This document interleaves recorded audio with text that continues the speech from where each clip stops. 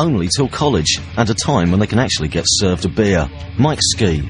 It's like a cycle that like keeps going and it gets to the same point and it drops off because you got kids who are 16 years old who are like attracted to it because of the same reasons as me. It's like cool style, got a cool attitude, a sound and a family aspect to it. You grow up, you get less interested in it. You know, you're like, oh, well, you know, I was 16 and now I'm 21 and it's, you know, everyone else is drinking. So, like, I'm kind of bored with this whole straight edge thing. It's weird for me to think that there's all these bands that got me into it and that aren't even into it anymore. And there was a lot of them talking about how they sold out and kind of joking around about it.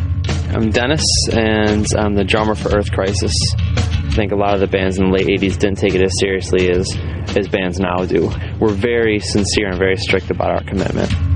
To compensate for others' lack of faith, it's fair to say that some straight edges are a little overzealous. Evangelising, they want everybody to be straight edge, and that can be kind of annoying. You get involved in it, and at first you're like super straight edge.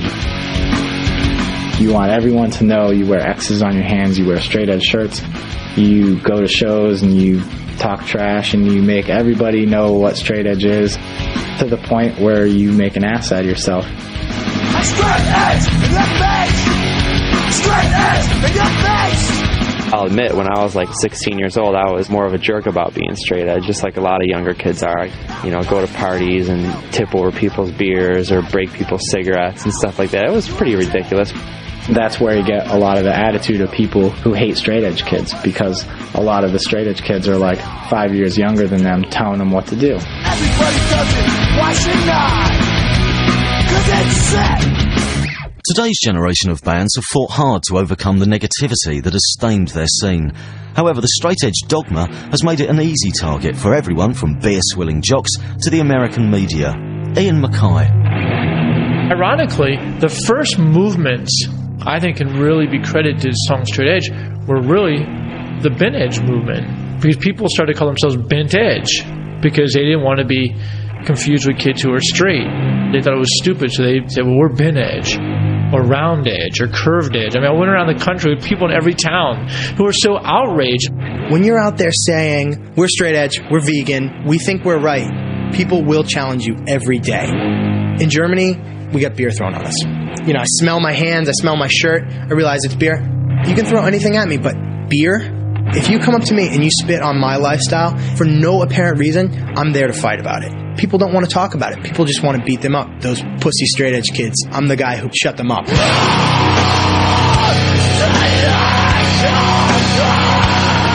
We played a show. People were in the back of the club throwing yogurt and throwing chocolate milk, throwing cans of beer.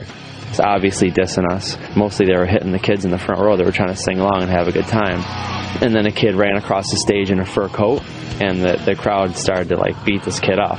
Because obviously they were enraged, first of all, that they were getting hit with yogurt and chocolate milk, and they're all like vegan kids. Even though the kid was obviously dissing us, we felt bad for him. We tried to get kids to stop, but there's nothing we could really do. One of the big problems of straight edge movement, the interest in it has always revolved around the more extreme elements. If you go to a party and there's a fist fight, the next day you're going to talk about the fist fight. Everybody else in the room could have been talking about the most interesting, incredibly beautiful things happening there. And within the straight edge movement, this huge, undefinable morass that's been going on for so many years, there are some people who have been fist fighting at the party, and they are the ones that get spoken about. The media loved that. The CNN, the 48 Hours, the ABC News, the NBC News, they jumped on that and they wanted to say, oh, there's this frightening new gang out there that wants to hurt you because you drink. Everyone jumped on that one idea and just kept regurgitating the same nonsense. This is one of several kinds of cult rock bands who are out there recruiting our children. The politicians really think straight edge is going to take over. And they're really afraid that the streets are going to be filled with shaved head, tattooed, straight edge kids running around hitting people in the face with bats.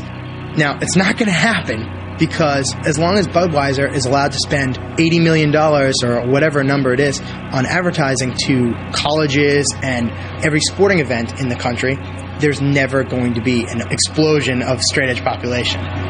At the same time, there's thousands and thousands and thousands of kids, if not millions of straight edge kids out there, that are not going to take the shit that the tobacco and the alcohol industry is giving us. So what's next for the scene? If straight edge is to evolve, it must look beyond the boundaries of the underground. Now a global family, the movement is taking its positive philosophy into new arenas. Mike Ski. To me, straight edge has always had a big responsibility to educate people in a good way. I think of it as something that has so much potential to cause change, be it political or personal. So what we do is pamphlets that we hand out that just explain, here's some lyrics to songs that we're playing, take the time to read them. I'd rather have somebody heated up and ready to think about an issue and argue about something than just go home scratching their heads. I think the whole point of taking any kind of political or moral stance in your life is to try to change the greater society, not just your own little society that you might socialize in. When I first got involved in straight edge, it totally was just something within the hardcore scene and nobody else really knew what straight edge was. What we've been trying to promote is to take that freedom that you get from being sober and to apply it to the rest of your life and to apply it to other issues that you're concerned about. Anti-racist struggles against homophobia and sexism, anti-Semitism or whatever. We can't just sit here and preach to the converted our whole lives. I mean, we need to break out, give people the information that we have. And, we tried to take it out of the underground, and I think we have, because we've done so much touring and we've never given up. We've toured the States time and time again. We've been to Japan, we've been to 14 countries in Europe. Last year we played down in Bogota, Colombia at the Rock in the Park Festival and ended up co-headlining that to a crowd of 120,000 people. So we're reaching all different kinds of people with our message through our music. Nowadays, with the internet, it's crazy. I get emails all the time from straight edge kids from Yugoslavia and crazy places, that if this kid didn't write me, I would never even think about. The internet definitely made it a lot easier to network with people and communicate, and we're trying to take these ideas to new people who might not know that scene even exists. And I definitely think we have motivated other people to become straight edge to them, and for a lot of people they've been receptive. I do think there's a sociological phenomenon. It's an interesting one. Thousands of kids that have found some kind of logic or solace or stability or whatever. When I got into hardcore, I became straight edge, and I felt, I wasn't the only one out there that was like that. The idea of a community to help them sort of navigate growing up, It's just a different way of doing things. For every one kid that slaps a beer out of somebody's hand and yells at them, there's 100 kids who are trying to do the right thing in their lives, who are being thoughtful about their own existences. That's good. Straight edge is defined by the people who pursue it. They decide what constitutes a positive lifestyle, creating their own code of conduct. After 20 years, the foundations remain: abstinence from alcohol, cigarettes and drugs, and a passion to drive forward the hardcore scene. Civ. Straight edge is the kind of thing where I don't want to say get into it. It's a kind of a thing that you should get into only if you're feeling it. That's why a lot of people stop being straight edge, because they get into straight edge when they're 15 and 16 years old and they've never even done drugs. They don't know what they're missing. I used to drink a lot. I was an alcoholic. Through the bands I listened to, I became straight edge. It's just if you experience drugs and you want to be straight edge, then that's when you're going to be straight edge for a long time. So I think everybody needs to go down that path a little bit.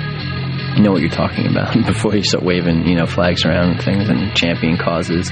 Take a step back and, think about what it says about our society, that somebody's level of sobriety is seen as so uncanny. It's such a weird thing. I definitely think kids should become a part of the scene if they're into the music, if they're into the ideals, and enjoy the atmosphere, enjoy the camaraderie and the fun of the live shows.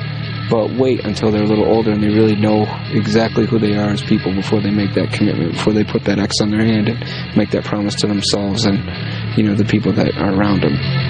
2 decades after the song Straight Edge was written, Ian Mackay, reluctant founder of the movement and now leader of Fugazi, remains a teetotal, non-smoking vegetarian.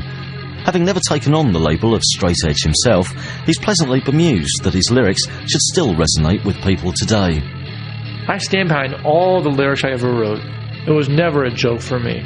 People say, well, how do you feel about the fact that something that you did or a song you wrote, so many people have been inspired by that? And all I can say, really, in all honesty, is that if people actually were inspired by my words, or if I had an effect on people, well, I'm glad that I didn't sing songs about being a junkie.